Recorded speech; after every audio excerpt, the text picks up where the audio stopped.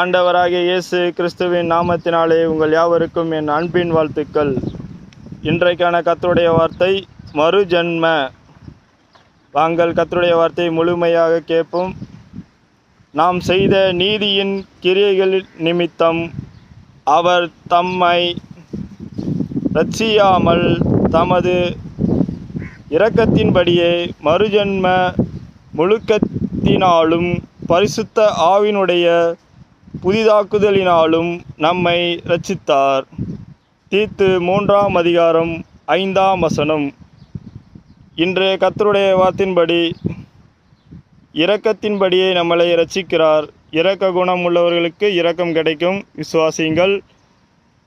கர்த்தர் தாமே இன்றைய கர்த்தருடைய வார்த்தை முழுமையாக கேட்ட பார்த்த உங்கள் யாவரையும் கர்த்தர் மீண்டுமாக ஆசீர்வதிக்கவே ஆசீர்வதித்து உங்களை பெருகவே பெருக செய்வார். விசுவாசியுங்கள். மறக்காமல் உங்களது சப்ஸ்கிரைப் செய்யுங்கள். பக்கத்தில் உள்ள பெல் பட்டனை கிளிக் செய்து வைத்துக் கொள்ளுங்கள். தேவன் என் மூலியமாக தேவனுடைய வார்த்தைகளை பேசுவாராக. Thank you friends.